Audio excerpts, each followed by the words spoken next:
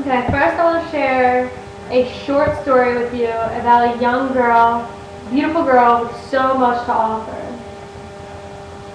Late in the morning, late New Year's Day, Sam and Lynn Kissick received a devastating phone call that would tear their lives apart. The caller informed them that their 22-year-old daughter, Savannah, was being rushed by ambulance to St. Clair Regional Medical Center. She had a long-time battle drug addiction, and it looked like this time Savannah had overdosed on a combination of painkillers and sedatives while celebrating New Year's Eve. After racing to the emergency room to be by Savannah's side, her parents were met by a physician with grim news, and all he had to say was, "I'm sorry, but she didn't make it." Savannah had just become the latest fatality linked to prescription drug abuse, a fast-growing problem that kills thousands each year. 7 million Americans currently abuse prescription drugs, noting that more than the number who are abusing cocaine, heroin, hallucinogens, ecstasy, and inhalants combined. The DEA also reports that opiate painkillers now cause more overdose deaths than cocaine and heroin combined. Each day, an average of 2,000 teens from age 12 to 17 use a prescription drug without a doctor's guidance for the first time. Prescription drugs can have powerful effects in the brain and body. There's opiates that are painkillers, such as oxycontins, morphine, methadone, and then there's anti-anxiety pills and muscle relaxants, such as Xanax or Valium, and even stimulants that are often ADD medications like Ritalin and Adderall. So here's the problem. Teens are moving away from street drugs and using prescription medications to get high. After marijuana, prescription drug abuse is the most common form of drug abuse. More Valley teens are dying from prescription drug overdoses than meth, heroin, and cocaine combined. Teens believe the myth that prescription drugs are safer than street drugs. The new trend is dangerous, resulting in addiction, overdose, and even death. Adults think of prescription drugs purely as medicine, but today kids have come up with new ways to create effects similar to what they experience through street dope, from crushing pills to time-release capsules, doubling or tripling dosages, or even downing handfuls. Parents are in the dark about such things. They're blind to know how deadly they can be. Teens often don't even have to leave their own homes to get the first taste of prescription highs.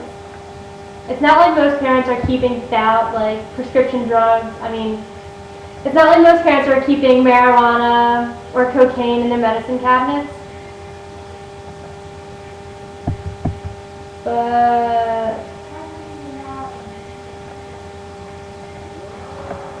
But they often have old pills they don't keep track of. More than 3 in 5 teens say prescription pain relievers are easily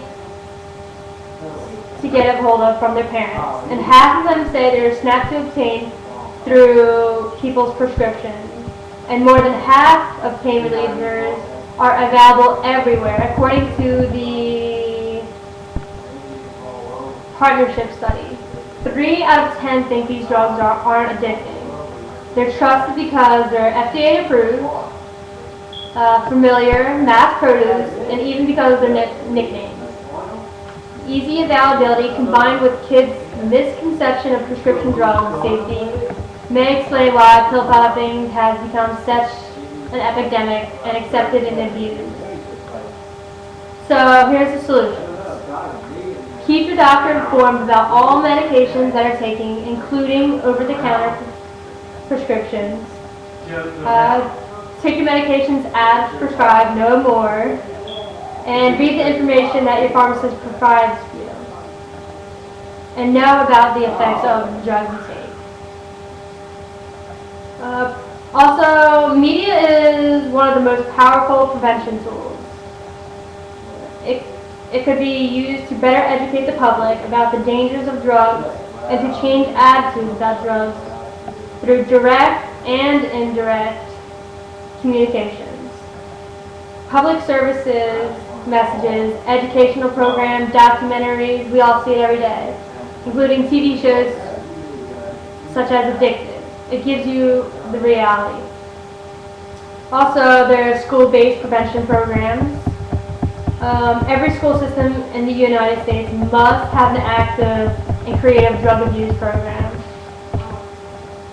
Prevention efforts such as saying no to drugs and learning to their potential dangers must start with early grade and not just high school. Studies show that drug use often starts before the 7th grade. And so by the time they're teens, it's too late to change their attitudes and drugs or their willingness to try drugs.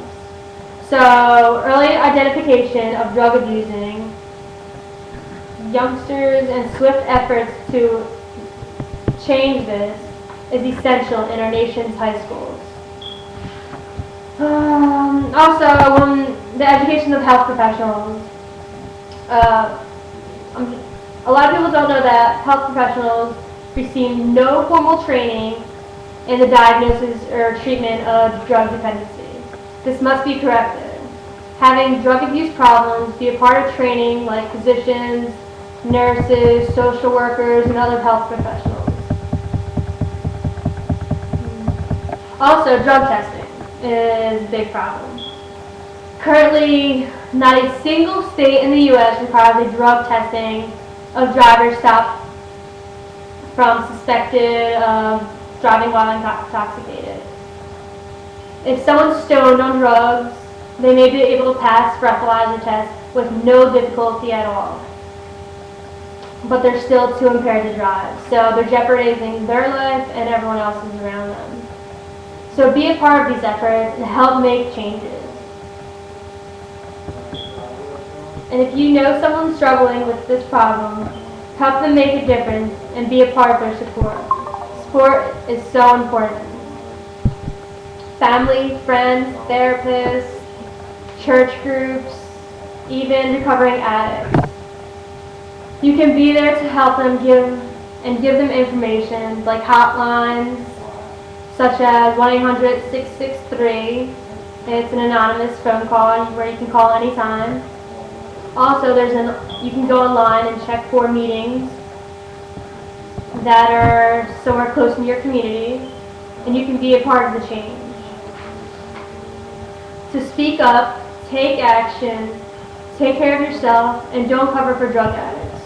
Will you be the change?